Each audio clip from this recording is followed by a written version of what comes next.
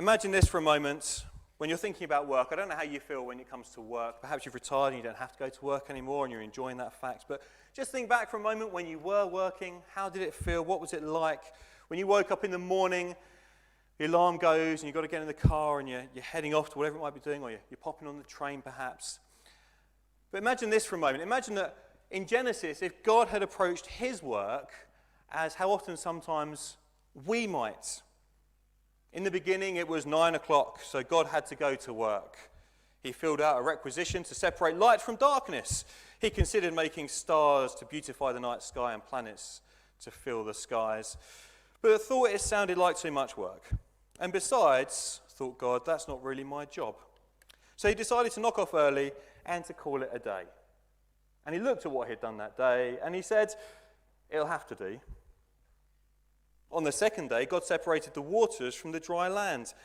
And he made all that dry land flat, plain, and functional, so that, behold, the whole earth looked like Norfolk. I've edited that slightly, and no offence to anyone who's from Norfolk. He thought about making the mountains and the valleys and the glaciers and the jungles and the forests, but he decided it wouldn't be worth the effort. And God looked at what he had done that day, and he said, it'll have to do. And God made a pigeon to fly in the air, and a carp to swim in the waters, and a cat to creep upon dry ground. And God thought about making millions of other species of all sizes and shapes and colours, but he couldn't really drum up any enthusiasm for the other animals. And in fact, he wasn't that keen on the cat in the first place. And besides, it was almost time for Strictly, so God looked at what he had done, and he said, it'll have to do.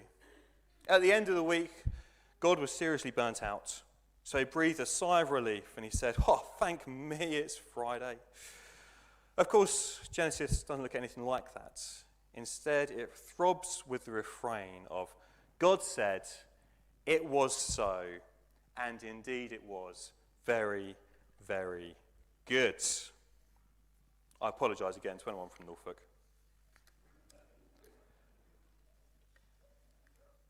How do we approach our work? Even if we don't go to work in the conventional sense, how do we approach the things that we do? Whether it's a Monday morning and we are recovering from a school run, doing the dishes, having a coffee, whatever it might be. Maybe we are just reading the paper and enjoying the 10 minutes we're about to go out for a dog walk, perhaps. I don't know. But how do we approach our work and the things that we do in our daily lives? We've thought about where we are and our front lines. This morning we're going to think about what we do when we get there. And Colossians chapter 3 can be quite helpful in that. And we're going to pick it up in verse 12 in just a moment. But before we do that, just a little bit of background for Colossians. Because when we read the Bible, we know that we're reading stuff that was written to a very different context to one that we find ourselves in today. So it's really helpful to think about the context at the time, look for the principles and the truths that are within it that we see written, and then think about how they apply to us today. So we want to look at the context it was written to, find the principles that there are within it, and then apply it to our lives today. So a little bit of context for the book of Colossians before we get stuck in. Paul is the writer of Colossians, and he's writing to a church in a place called Colossae, hence we got the name Colossians. The church in Colossae has come from the mission work of a person called Epaphras. He was a follower of Jesus in Ephesus. He's gone out to Colossae. He's shared the gospel, and praise God, this church has sprung up, and the gospel is going out to all nations, just like Jesus asked it to in Matthew 28. But within the church, there started to be a few issues. And some heresy has come in. As different people have started to join the church from different backgrounds, they've found that there's different things coming up, and there's some arguments happening within the church that need sorting out. They need some guidance and some help with. And so Paul writes them a letter. And within this letter, he addresses a number of different things. Things like ceremonialism. What are the do's and the don'ts of the things that you can eat and drink? What do you do around religious festivals? What are the do-nots? Don't touch, don't handle, don't taste. What do we do about angel worship that might have been happening in the church? There's a depreciation of who Jesus was. They've started to look in different directions and go, actually, maybe Jesus wasn't all he said he was. Maybe there's other things we should be looking at. There's thoughts about secret knowledge, and do people have kind of secret wisdom and understanding in certain things? And then there's been a big reliance on superstitions and philosophies and traditions that have come in. And so Paul writes this letter to try and help the church and give them some guidance around these things. And as was Paul's way in so much of his writing, he brings Jesus to the forefront and to the center.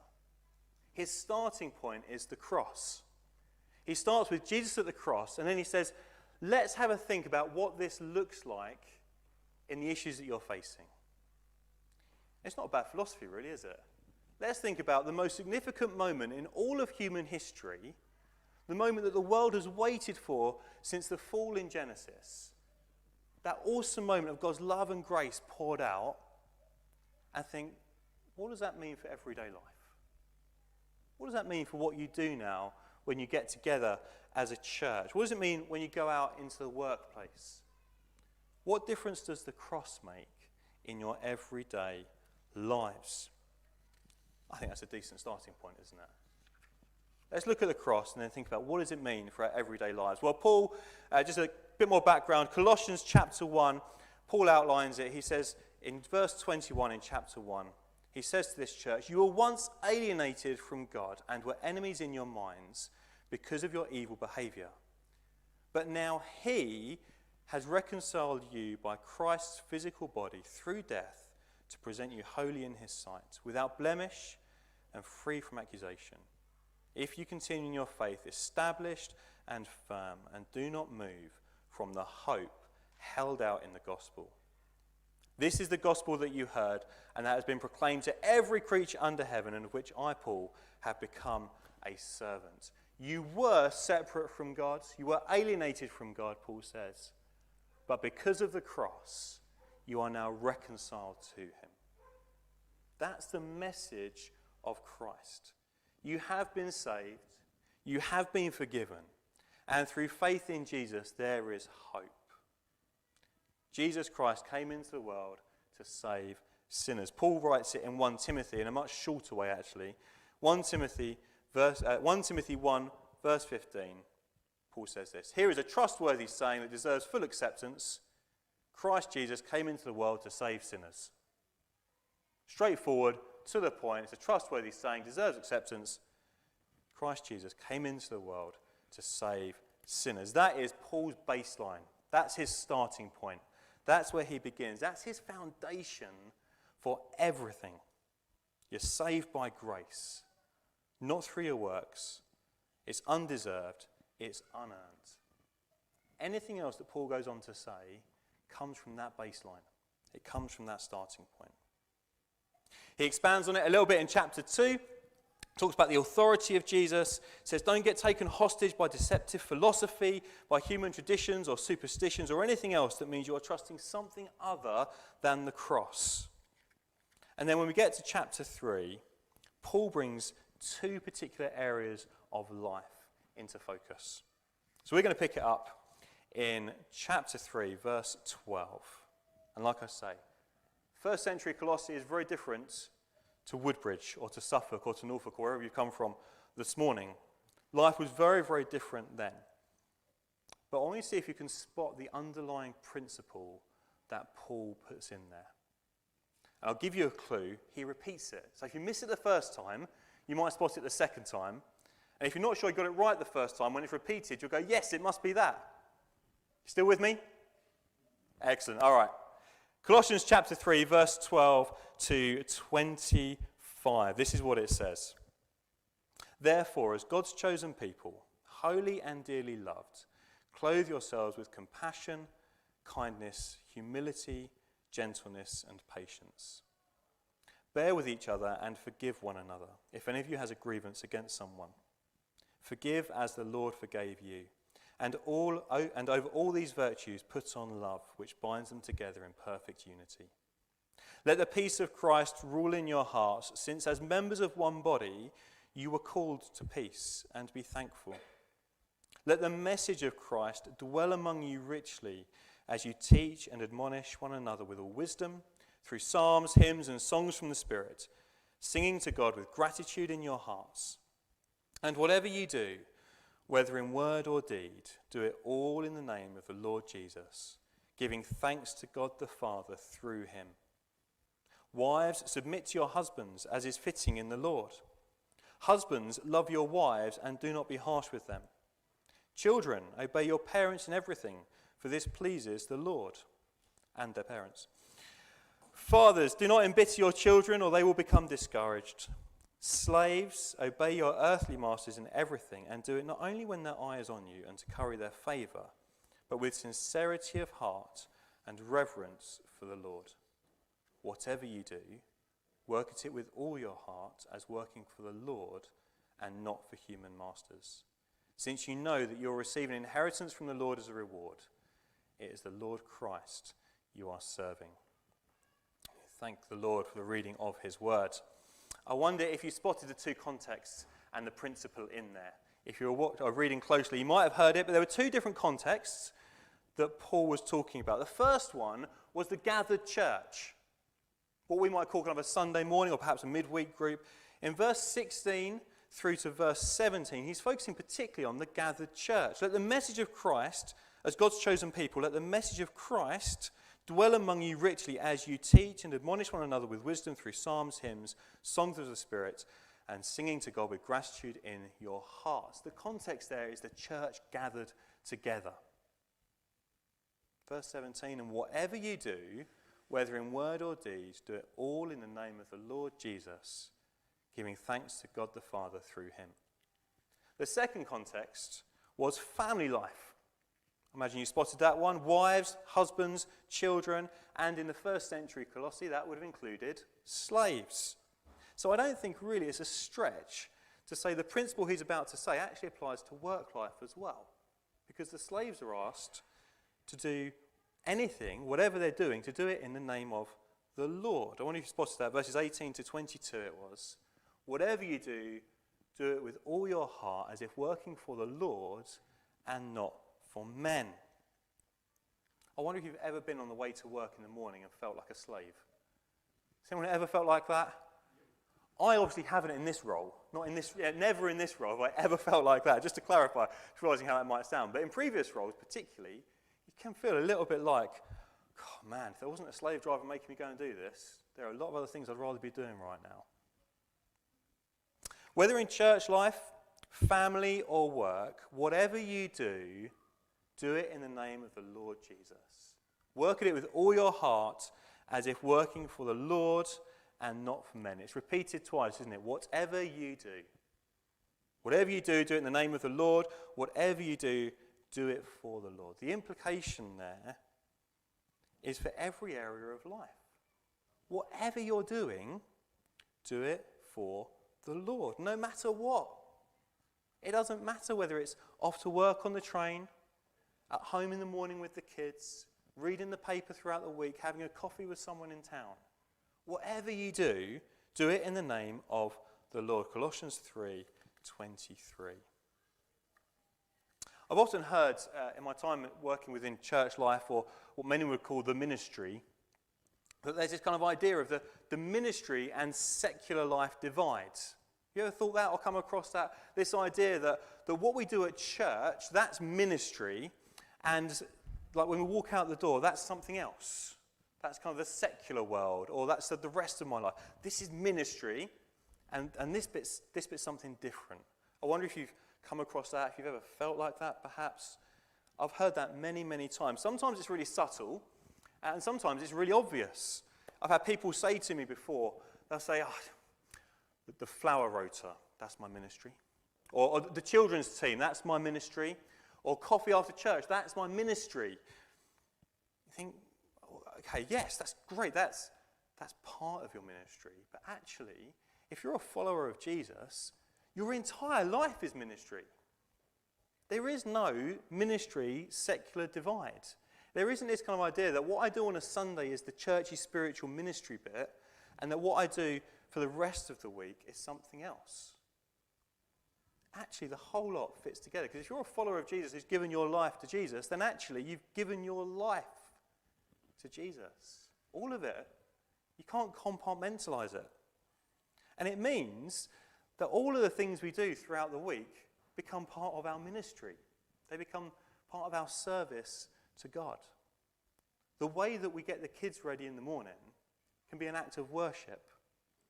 The midnight nappy changes and feeds can become an act of worship.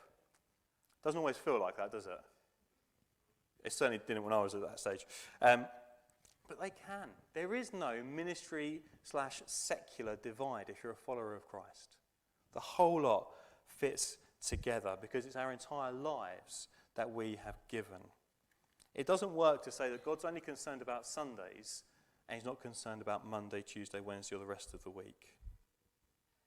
He wants all of it. He asks for all of it.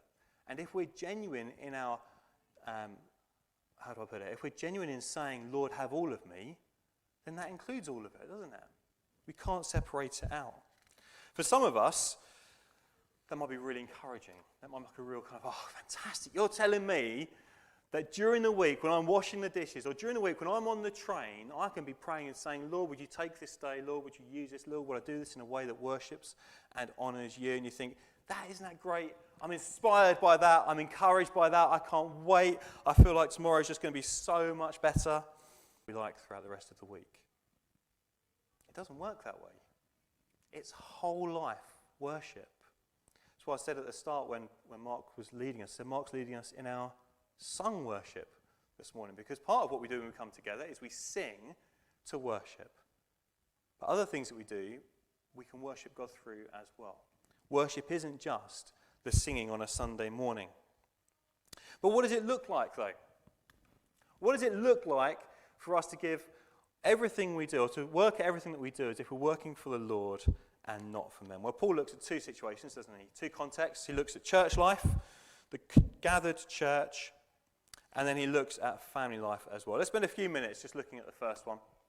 The first one was church life, or the gathered church. What does it look like? What does it sound like? That whatever we're doing within the life of the church is done in the name of Jesus.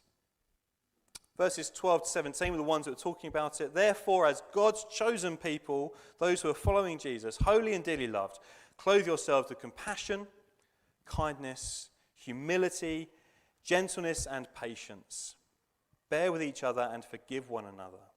If any of you has a grievance against someone, forgive as the Lord forgave you. And over all these virtues, put on love, which binds them together in perfect unity. Let the peace of Christ rule in your hearts, since as members of one body you are called to peace, and be thankful. Let the message of Christ dwell among you richly, as you teach and admonish one another with all wisdom, through psalms, hymns, and songs from the Spirit, singing to God with gratitude in your hearts. And whatever you do in the church gathered, when you are together, whatever you do, whether it's in word or deed, do it all in the name of the Lord Jesus, giving thanks to God the Father through him. The gathered church, whether we're meeting on a Sunday morning or midweek in a small group, the gathered church is a place where compassion is shown. It's a place where kindness is going to be displayed. Humility is demonstrated. It's a place where peace and patience are in abundance. A place where forgiveness is offered and relationships are mended. It's a place where the peace of Christ is ruling in the hearts of those who are there, and the message of Christ is ringing out for all to hear.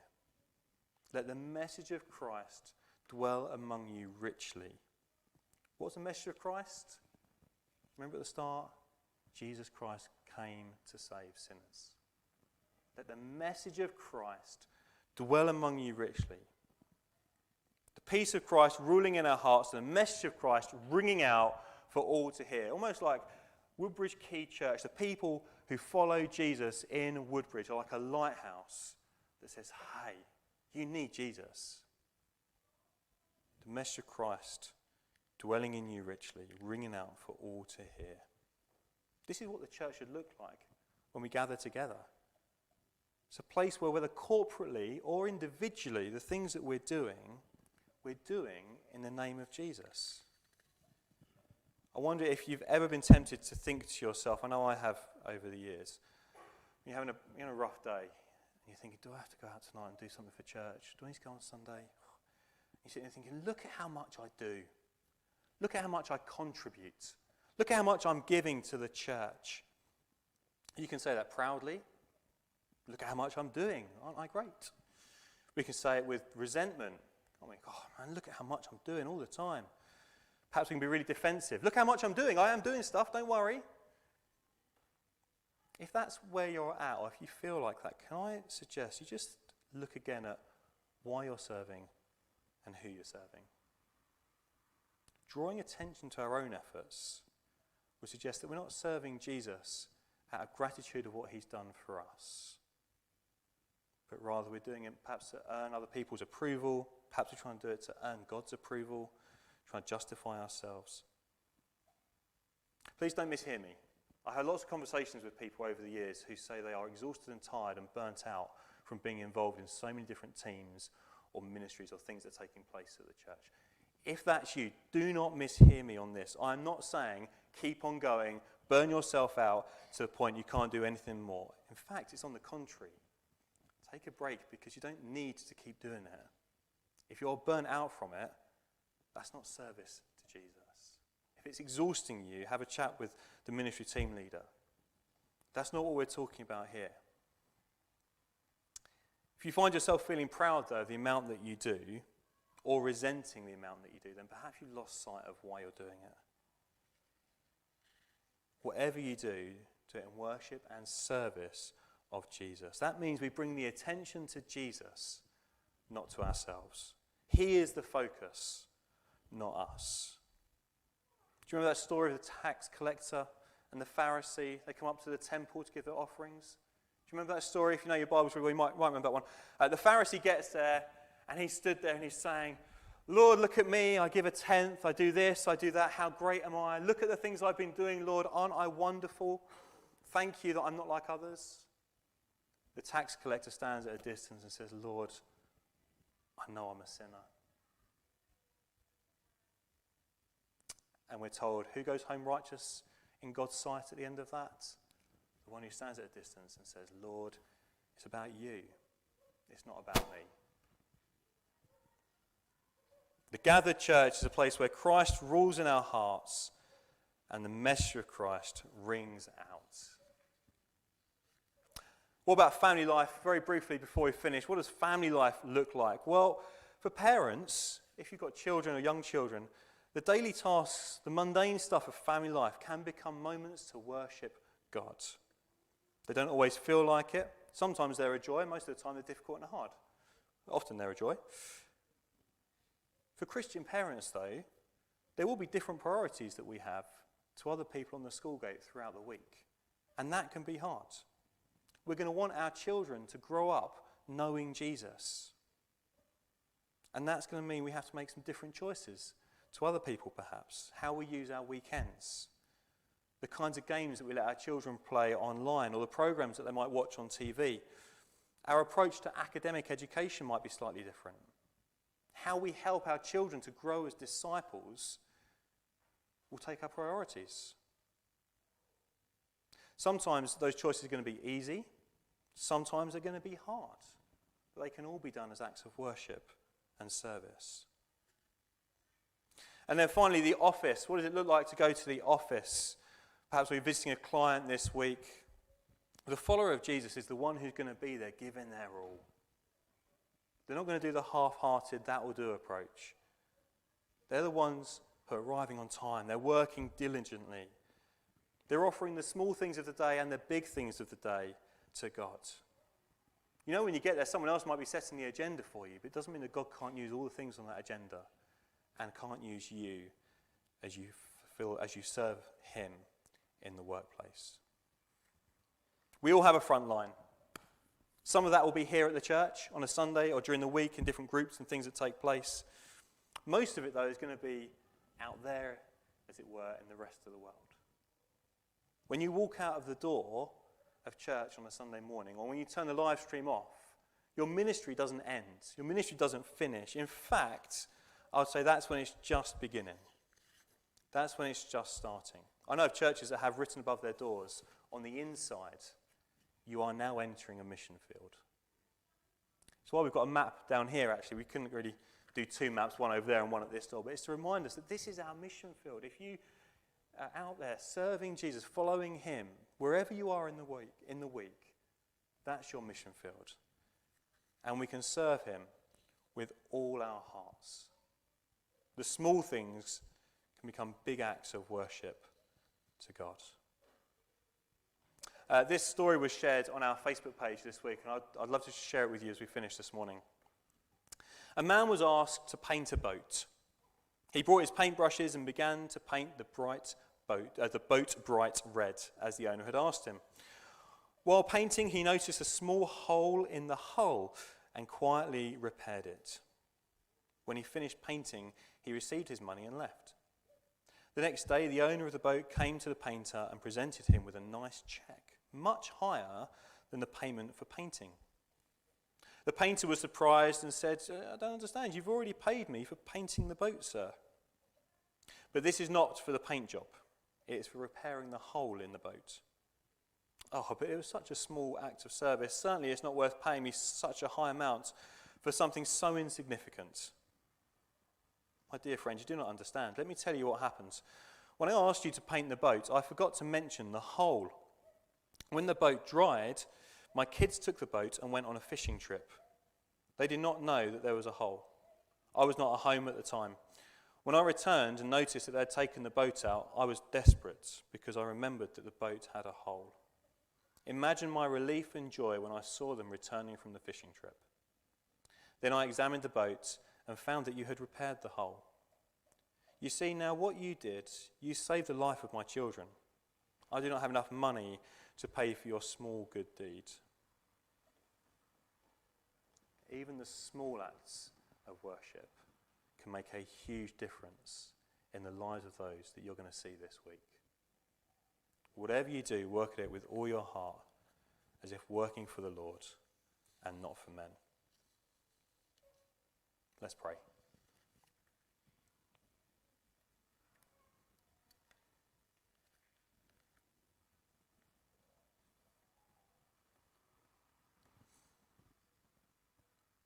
Father God, each one of us will be in very different situations this morning. There might be some who are in similar situations, but they're not the same as us. We each know the different things that we face this week. We know different things that will be happening even just today, perhaps, in our lives. Every single one of them, though, Lord, are opportunities where we can serve you and worship you. And I pray that you would help us to do that this week. As we go into the events of this week, Lord, will we go into it with a heart that wants to worship you and hands that are ready to serve? We pray in Jesus' name. Amen. I worked for a number of years in Anglican churches, and they have liturgies and things they work through, and service ministers will know them, but they have one at the end of a service, which I think is quite appropriate for this morning. They'd often say at the end of the service, "Go in peace to love and serve the Lord." And we all respond in the name of Christ, amen. This week, go in peace to love and serve the Lord. In the name of Christ, amen. I've got it there. Alan's waving at them at me. You want to know what your free gift is, don't you? That's what we've been really thinking about for the last hour and 10 minutes. You've been thinking, what's our free gift this week, Guy? You get a free pencil. And on it says, whatever you do. Perhaps as you go into this week, you'll be reminded of whatever you do, do it in the name of the Lord. Amen.